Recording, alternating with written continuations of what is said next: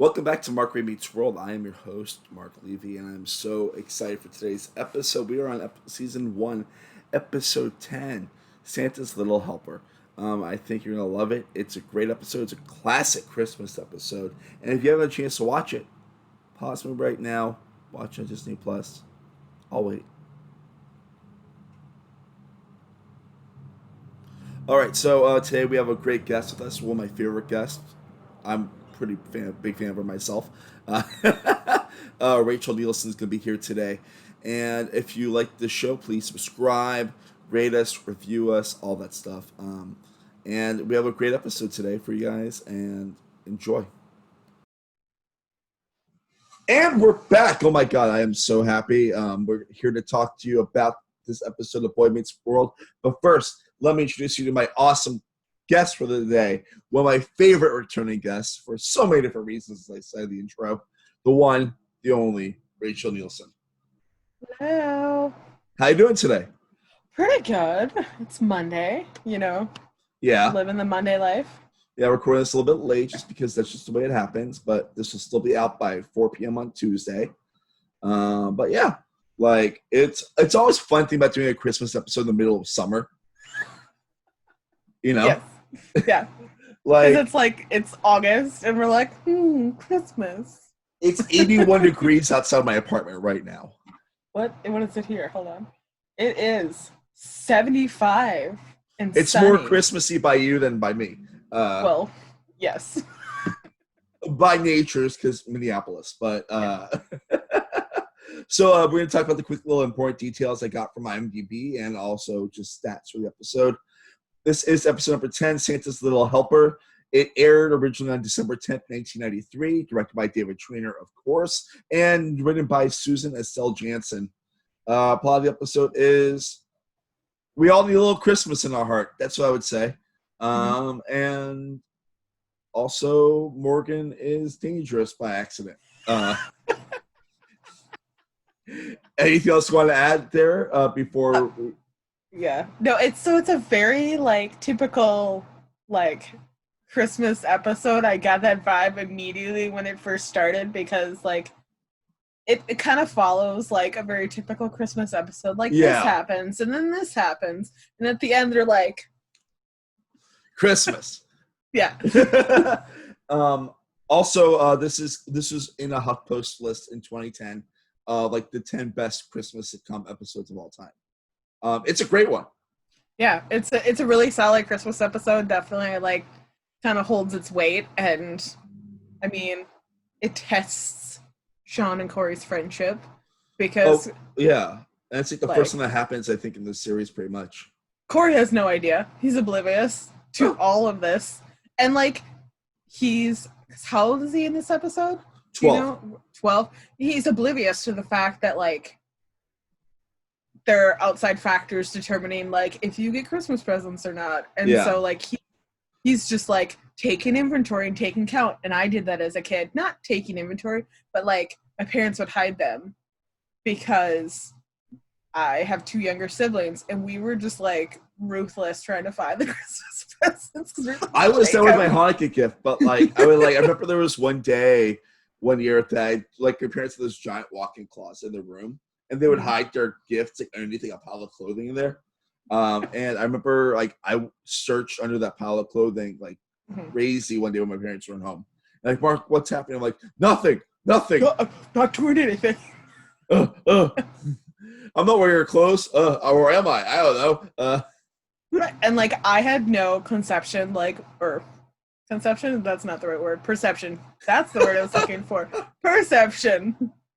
When I was a kid, how much gifts cost, and you just kind of compared yourself to all of your friends as far as what your friends got and stuff that. So I had no clue as a kid how much gifts cost, and you even think of Harry Potter when Dudley's I got how many gifts last year, and this year I want a couple more, and you're just wow, how much money would his parents have to make to get him 34, 36, I think it was one of those numbers presents. I was that's a lot. Yeah, a lot of presents. Yeah, it's that weird thing of when you're a kid, you think you're the same rich as every other kid.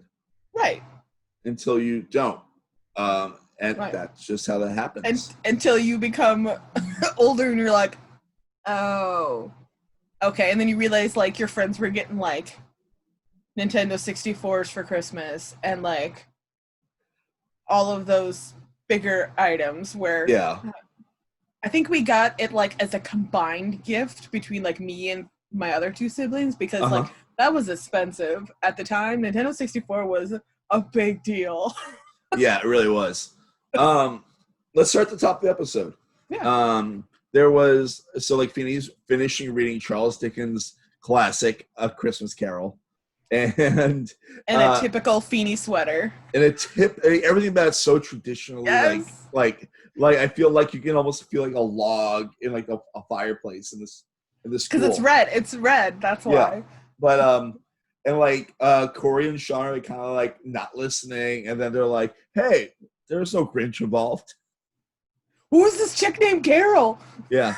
Oh, I love that. That's so funny. The whole like, like they thought it was a woman named Christmas Carol. Like, what is Christmas Carol? Who's Christmas Carol? Where is she? Where did she like, go? What is like what would her thing be like that? That's like it's like a lady that just loves Christmas so much that she celebrates Christmas all the time. Carol makes all the cookies, like. But like, really, who the fuck is Christmas Carol? Right.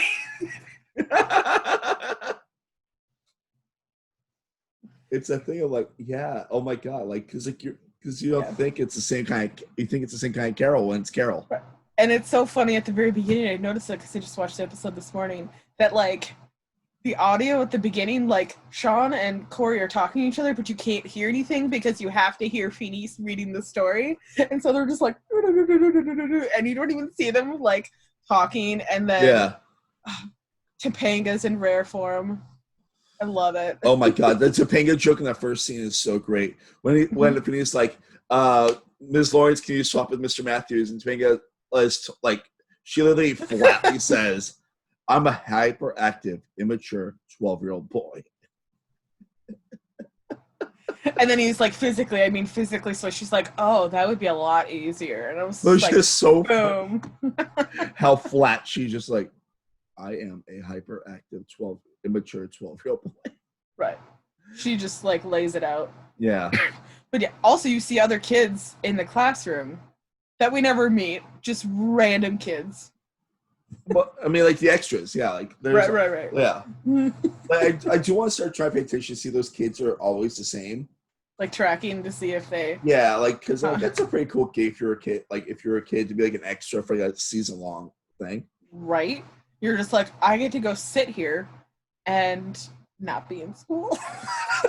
That was always the thing for me. I was like, that would have been awesome. I know there's a bunch of stuff with like child actors and stuff, but like that would have been a pretty sweet gig just to go and like sit in a classroom and not have to learn, but like be paid to sit there. But then of course, like when you're not on camera, you have like your tutoring or whatever, like the other like the rest of the cast does. And like, yeah, it's a cute little scene, and then it ends, and then the credits happen, and then next thing you know, Cory is talking about like how horrible it would be to be a fish and have the stick stripped out of you. So like my mom used to make us fish sticks a lot as a kid. And so I'm not okay. I'm here. Sorry, my computer decided to switch screens really quick, and I was like, "No, I lost you." Oh no, I'm still here. We're good. This is what happens with technology and doing this via Zoom. So no, all of a sudden my computer switched screens. And I was like, no. But yes, no. As a kid, like my mom used to feed us fish sticks because she ran her business from home. So a lot of the time, like she was the one making us lunch and stuff. But fish sticks, now that I think about it as an adult, sound disgusting. I mean, it's similar to what a nugget is when you think about it. Yes. But I mean, fish has a different flavor than chicken. That's true. So it's just like, it's that like weird, if you get like good fish sticks over bad fish. I don't know. Like, I thought it was a really funny joke where he's like, these fish got their sticks ripped off of them. I mean, I'm just stating that it's a clearly processed food. For sure. Yeah, like, but it is nice to imagine that, like, you go to a fishmonger and then they just take that whole fish, they just cut, and pull out a stick. It's almost like ribs where you're just like pulling them apart. Yeah, I don't like ribs. That's a very real thing about me. Oh, okay. Yeah, I'm very weird. Like I feel like I'm that person that's like half a step from becoming a vegetarian. I mean, that makes sense. Like, my brain doesn't like to eat meat on a bone. Okay. No, that's real. I get that. Yeah, it's just like the way my brain processes food, because I don't know, like it's just how I am. Yeah. Did you? So in this scene, because like Corey's eating school lunch and then Sean's eating the pack from home lunch, does it allude to the fact that like Sean used to eat school lunch and now he's eating pack lunch? That's what it sounds like, because his dad was laid off before the episode started. So because like school lunch isn't cheap. So like, no, it's not. I didn't get to eat school lunch until like late middle school, early high school because of the school that I went to. The school that I went to, and like, I had once again, I had no perception of how much school lunch costs, and like, I'd just be like, Mom, I need more money for my school lunch. But it's expensive. Like, I was so used to packing lunch for the longest time, and then we switched over to school lunch because it was just easier. Yeah. Yeah. Oh, good old PB&J. Yeah, like my parents were really big on like just it was a lot of peanut butter and jelly. My mom's not really a cook. And then like once I got to like high school, middle school, like they had some pretty good, they'd have pizza like every day and stuff like that. Like you just like buy a slice of like Papa John's. What was your favorite school lunch? I really loved Domino's pizza as a kid. And I still kind of do love Domino's. Yeah. Did they have like a Domino's pizza at your? Well, yeah, like my high school, they would like order like a bunch of like Domino's or Papa John's, and there'd be like other places like Subway and stuff like that. Like it was just a suburban big high school. That's all it was. Well, like I went to a suburban high school, but like they made the lunch like every day, so there'd be like a menu. So like one day it'd be like those like square brick pizzas, and then like we had these things called like Italian dunkers, which was basically cheesy bread with sauce. Yeah. So we're just eating cheese and bread, and then like milk and stuff. That's fucking great. But also for people who know those like smiley face potatoes, those were so good. I never even heard of those until like 3 or 4 years ago. Those were the best. And then like we would also have like a salad bar and stuff like that. But are you gonna choose pizza over salad? No, I mean you're gonna choose pizza over salad, yeah. Yeah. I would choose. But yeah, and then Minka shows up. And I find it really funny like how quickly like they're talking about like gifts and stuff like that, and how strong opinion Cory has about what the most common gift is for him, which is wool. Everything is wool. And like, was that because I'm from the South, so like, and my parents never really got me. I never got much clothing for gifts. Because you're from the South, and I'm obviously from the Midwest. Yeah. So as a kid, we got one gift of stuff that like we needed. We got like a fun gift, like something to play with, and then my parents always got us like an ornament for our tree. So like we would have ornaments as we grew up, and so like if we needed like socks or what have you, but like I'm not a huge wool fan, so like usually my parents would be like, they would kind of ask us kind of like, what's something that you need? And so I think like one year I got wool socks, but it was like the really comfy wool socks, not like the good wool socks, not just like right. But like I got some of the weirdest Christmas gifts from like family members and stuff. because sometimes family members don't realize what age you are, so they just like guess and then try to give you stuff based on your age. Like my grandpa thought I was in like 4th grade one time, and I was definitely like 14. But he was such a sweetheart. But it was just kind of like, all right. That's why it's easier, like when you're like with the family, just give them like a check or a gift card. It's definitely now as an adult, kind of. It depends. Like I now have brother-in-laws and sister-in-laws and stuff like that, and nieces and nephews. So that's definitely adds to the gift giving. But it's kind of more like, what's something that you really, really want for Christmas? Because you're gonna get one gift. Yeah. And then like that scene with Mikas, like we find out that Cory has saved like $5, which is a huge plot point of the episode. But like, my brain's also like, is Cory's allowance that bad, or is he that bad with money? Maybe, because I was thinking that too. Because he's like, I've saved it all month.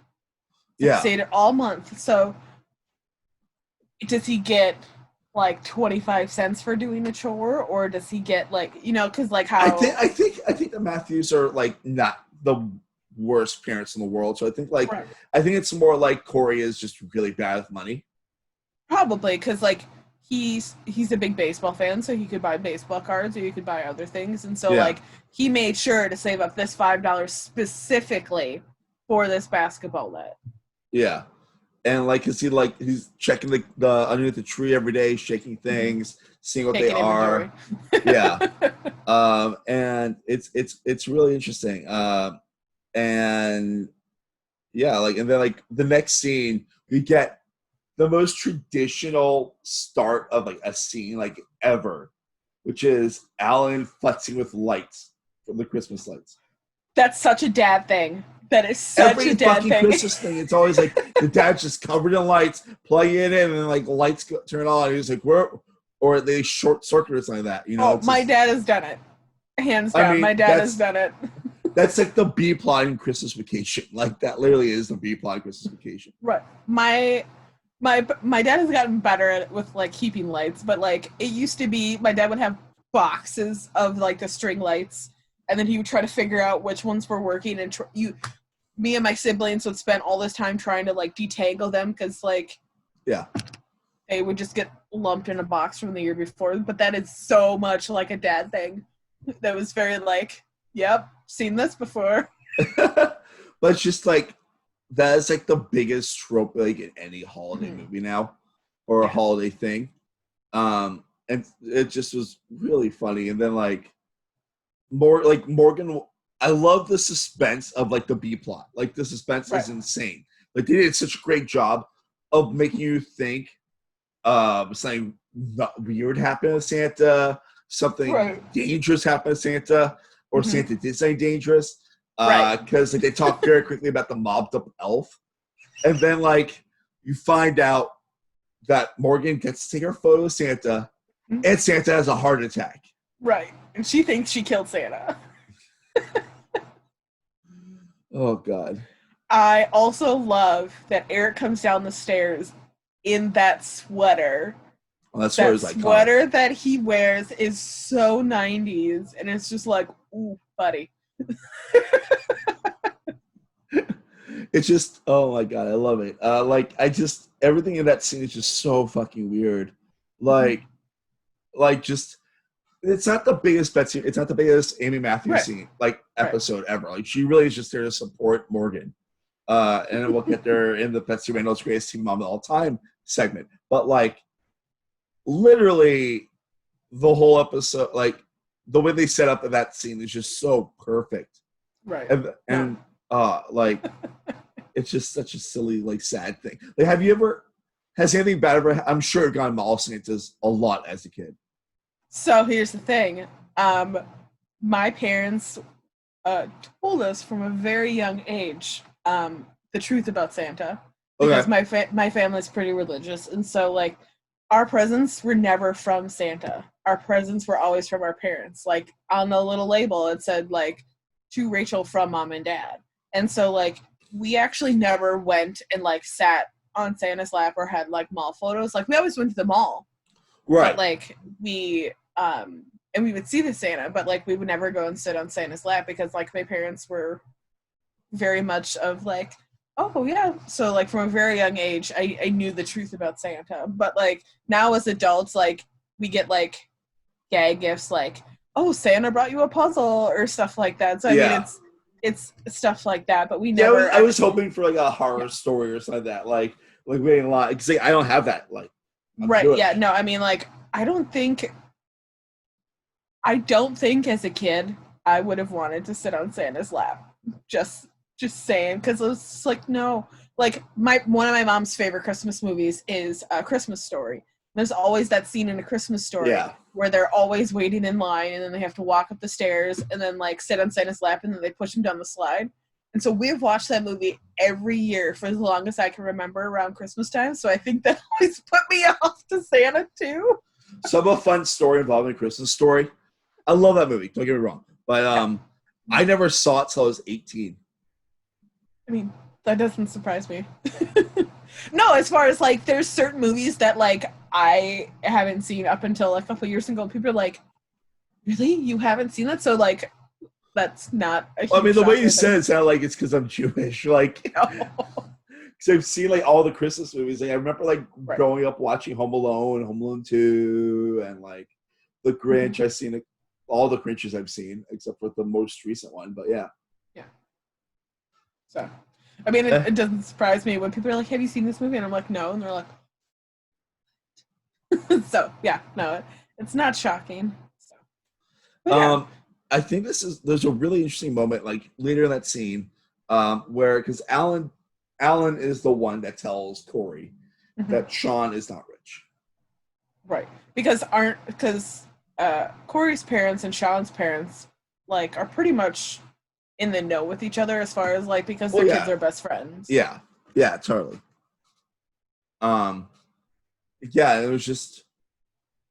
It was really interesting. Like, William Russ is such a great fucking actor. Like, especially in these like serious scenes in the series, and like this like the second or third time he's ever had to do like a serious scene where you had to be like, hey, you still love them, but they're still very valuable. But letting you know, Sean's not going to have the same Christmas as we are this year. And it was just like really like a beautiful, touching moment, you know? And then Cory comes to the realization where like his best friend, family kind of like, trying to figure out the best way to say this, but like his family doesn't make as much money as like his dad does or his family does. So it's just kind of like he comes to that realization like, oh, like I'm actually really lucky and very fortunate to be getting all of these gifts. Yeah. It's just this is like where the episode really kicks into high gear. Because like the next scene's also I think one of the funnier scenes in the whole episode.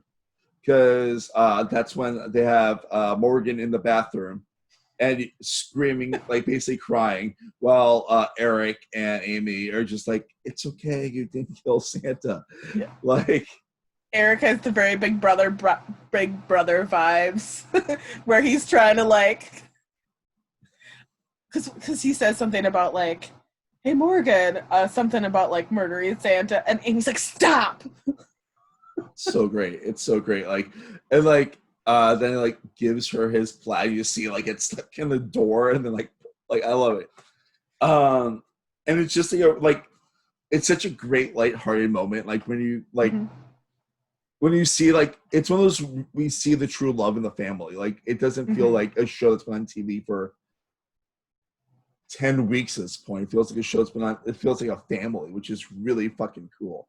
Right, because like you also see Amy trying to be like, she has to come out of the bathroom. We have to get her to come out of the bathroom. What do we do? And she was like, if you say you're going to give her something, you better have it right away when she leaves the bathroom, because otherwise she's going back in. Yeah. It was like, I know we talked about this in your last episode about like how the show like really started kicking the gear around like episode 8, I believe it was, because I've only done one episode since our last one. But like, yeah, no, like the show's really fucking like running now. Like it really is. Like yeah, it's has found its legs. It's definitely kicking. And like the next scene is when like Cory gives Sean his basketball, Mm-hmm. And Sean's like, I don't want it. And like they have this like fight that you'll see them have so many more times about the socioeconomics between Cory and Sean. Mm-hmm. How Cory's middle class and Sean's not. And it's like, it's actually like, I'm gonna shit on Ryder Strong so much in this series of Mark Remeets World, because I don't think Ryder Strong is a good actor. But like when it comes to dramatic stuff, like I really don't think he's a good actor. But he's great here. Like, so I think he does. I think he's a really good counterpart for Cory. Yes. Like, I think his acting does get better as the series progresses, because definitely, like, as a kid, like, it's hard to do dramatic acting as a child because you're trying to figure out what the motivation is behind it, all of that, figure it out. But I feel like his acting does get stronger as the series goes on. But I do think he's a great counterpart for Cory. I also love that when this scene is happening where Sean and Cory are starting to argue, you see Feeney in the background, and you're like, Feeney's gonna have some words of wisdom. You know that's coming up. And then like Cory's like, I did the right thing, right? And Feeney's like, no, you didn't. No. And then Feeney says, I wrote it down. What was it? A gift is given without expectation. Mm-hmm. Woof. Right, like, because Cory wants to give him his best gift, and Sean to fawn all over him. Well, thank you so much for this best gift. This was the best. Thank you so much. And then Cory feels better about the situation. Yeah. That's what Cory wants. He wants to feel better about the situation. He doesn't want Sean to feel bad anymore about not getting some gifts. Cory wants to feel better when that's not the purpose. Like, a gift given without expectations. Like, that's when, like, you give. That's when basically you're not looking for praise for giving that gift to someone. Exactly. Yeah. So. And then like the next scene, the doorbell rings. Morgan answers it. Hey, it's me, the elf. It's the worst mobbed up impersonation ever. But yeah, that was definitely like, that was not reality. That was definitely like put in there just to kind of like hit that point home. Yeah. The demon child. The demon child gave Santa a heart attack. Like, that elf takes his job a little too seriously. And he's like fucking mobbed up. Like, he's like straight up like off the streets of like Coney Island in like the 50s. And what, do they live in Philadelphia? They live in Philadelphia, yeah.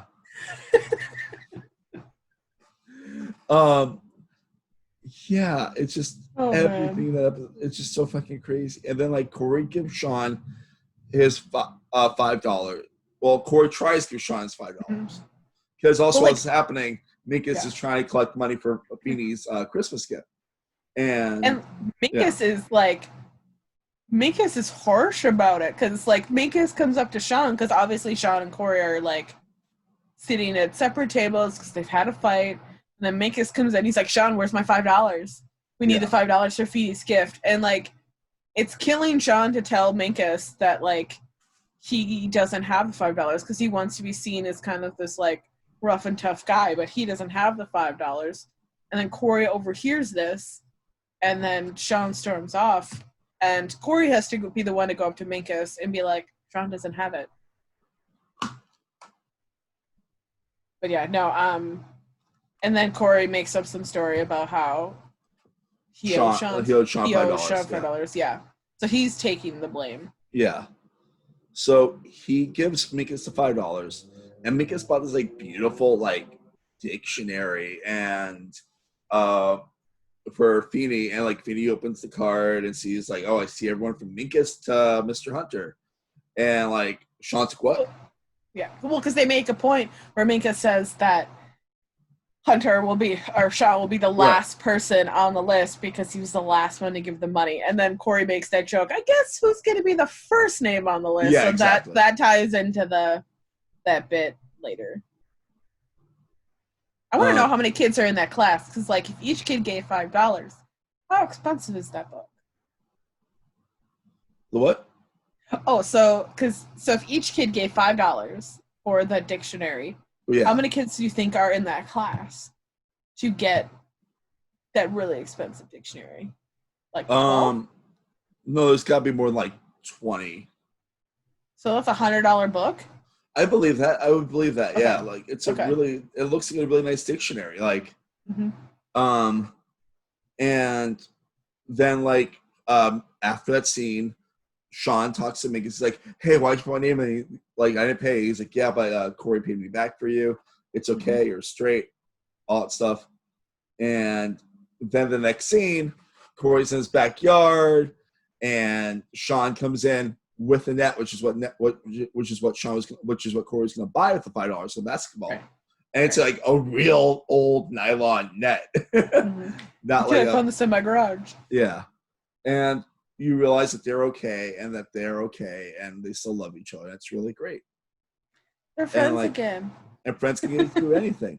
And then the heart of the episode happens, which is really the one thing. This is like the one thing I distinctly remembered from like when I first rewatched all this shit. Like this scene, door here had bang on the back door, and Alan and Amy were like, "Hey, Morgan, you should get that door," and she's like, "No," and like, "Get the door," and then like she opens the door, and it's Santa Feeney, not beard up, but like beard down. No, like.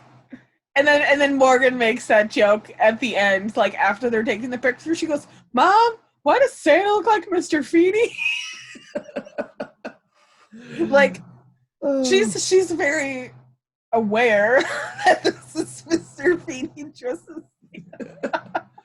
Oh, it's so great. And then Oh, you can go. Oh no, I was gonna say, and then it goes to the credits, and then the after credit scene is where they come back and Amy's playing the piano and Morgan, very in character, is singing Jingle Bells, Batman Smells. And I was like, of course she'd be singing this. Yeah. It's just a really good Christmas episode. Like this is not like this is probably in the top 30 Boy Meets World episodes, I'd say. Mm-hmm. Yeah. No, it was a good one because it definitely had personified the series as far as like this is what the series is about, because like sometimes Cory has his head in his clouds and he needs to kind of be brought down a little bit and kind of like taught some lessons about life, and Sean definitely is having some family problems and stuff like that, which he does have a lot just because of his situation. And so it's just like, and then the parents are being typical parents, then Feeney swoops in and he's like, here's the little nugget of wisdom and nugget of like information for the episode. I love it so much. It's a great episode and it's really watchable. Like I'd say, like if you need a Christmas episode of a show, this is a great one to watch. Anything else to talk about before we get to the Mikas Minute and Betsy Randle? No, I'm good. I think we kind of chatted. All right, so it's time for the Mikas Minute. Mikas Minute. So what all about Mikas in this episode is he's so big on brotherhood. Like he keeps talking about like brotherhood during Christmas. It's like this really weirdly antiquated, beautiful thing. Like Mikas is talking about like brotherhood, and like it's also weird because like you also don't. It's like the first time you see Mikas just being mean to Sean without Sean being mean to Mikas. Right. Because normally it's like you're an idiot. Well, you're too smart for your own good. And this time it's just, you're an idiot. Like, it's so weird. And then Sean's super defeated because, like, he's going through a bunch. So he's just like, I'm not going to deal with it. I'm going to walk away. It is a great episode for Lee Norris. I think he does a great job. He's a good actor, like, especially in these, like, weird, like, Mikas is definitely on the outs episodes where Mikas has a different point of view from other people. No, for sure. Because, like, Mikas definitely has a different point of view than Sean does, as far as, because, like, my assumption is Mikas comes from a family that, like, he needs to, like, overachiever, kind of know everything, kind of, like, have everything together. And so, yeah. Anything else you want to add for the Mikas Minute? Don't. All right. And that was the Mikas Minute. Mikas Minute. And now it's time for Betsy Randle's the best TV mom in the whole world. A one, 2, 3, 4. Betsy Randle's the best TV mom. Yeah. What I love about her in this episode is like it's not a big episode for her, but like it proves how good she is with support. Like, and she like a lot of the comedy bounces through her in this episode because I feel like a lot of the comedies with the whole B plot with Morgan, and she's very much the B plot. And like it was also nice to see just sweet Amy Matthews this episode. Mm-hmm. No, she was super sweet because like she's definitely, because that would be a traumatic experience for a child. Oh, yeah. Like if you go like, so if this is a tradition, if every year you go and sit in Santa's lap and like it's kind of the same thing, you know what to expect every year. It's kind of like just one of the things you look forward to. And then you sit on Santa's lap and Santa has a heart attack. and like, how do you even deal? You think you killed Santa? You think you ruined Christmas? Christmas is done. As a child, so Amy's trying to like, and I just love when like her and Alan have that scene at the stairs when he's trying not to laugh because the guy's obviously gonna be okay, but like he's trying not to laugh because Morgan thinks she killed Santa. I mean that's like a legitimate fear. I mean, obviously, like I've never visited a mall Santa. I've seen them, but I've never visited one. I thought you would have, but it makes sense because the ultra religious background there. Yeah. But but it's just really cool seeing how badass of a sweet mom Amy Matthews is.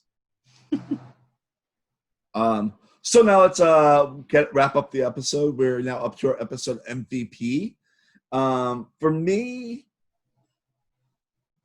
I don't want to overthink this. I think it's going to be Ben Savage as Cory Matthews. I think he does a lot of great acting in this episode. A lot of the show passes through him historically, and I think he really is up to the task in this episode. It proves how good of a dramatic actor he can be.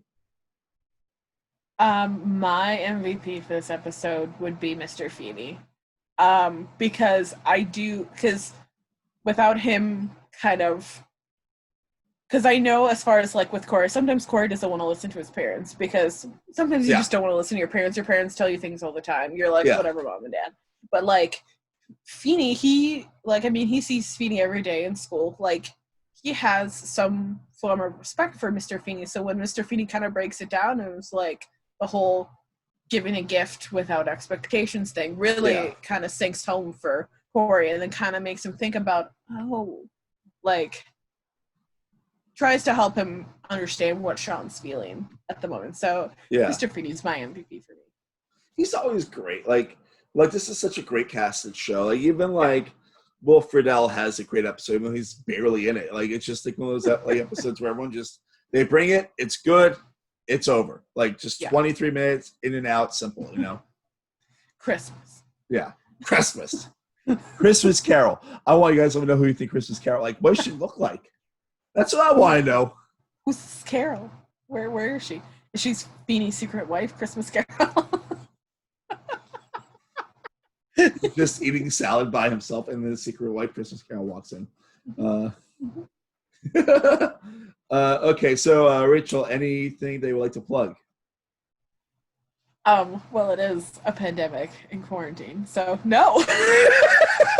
But you should follow her on TikToks. If you're on TikTok, follow her TikToks. That's what I've been doing a lot of the time here. And what's your TikTok handle? My TikTok handle is at R2Niel2. So R, the number 2, Niel, and then the number 2 again. If you haven't guessed, I'm a Star Wars fan. Who loves Lilo and Stitch by her shirt? It's pretty great. She is a big Star Wars fan. Her Baby Yoda cosplay is sort of in frame. It's right here. Yeah. That's not a curtain. That's her Baby Yoda dress. All right. For me, still doing Mark Talk right now 4 days a week. Monday, Tuesdays, Wednesdays, and Friday. Might add Thursday. I don't know. I'm just trying to be creative. Tomorrow, though, if you're watching this live on Tuesday, Tomorrow at 4 p.m., I'm interviewing my friend Matt De La Cruz, who's also part of the Sequester community, about theater, because the episode that was Sharifa Yasmin. She's coming back. She almost won a third time this weekend, which is insane. Fucking love Sharifa. But she'll be back. Don't worry. We have a lot more to talk about. Matt and I are going to talk about theater because we're both theater artists. And he's also a teacher, which is a whole other perspective. And we're going to talk about like everything because why not, right? There's a special thing happening on Thursday, this week at least. No, there is. It's your birthday happening on Thursday. I know. Turning 35, it's so fucking weird to me. But it's exciting. I'll be talking about that in like 30 minutes because as I finish recording this, I've been doing Monday's pre-35 symposium episode. Which that'll be fine. But yeah. I'm so thankful that you were able to, especially a short notice. So yay! No, this was good. I'm glad we got to watch a Christmas episode because that was just something completely different. Because the other day it was like 90 degrees and just it's sweltering. Been so fucking hot everywhere, and humid, and not Christmas, and it's all sad. But also, please wear your masks, everyone. Because yes, please do, so we can actually have Christmas in person. Yeah, I'd like to travel and see people I care about. Yeah. All right, guys. We'll see you guys next week with my guest, Andrew Favaloro, who's asked a long time ago to be part of this episode because he loves the writer. We're going to be talking about that later. I'll see you guys next time.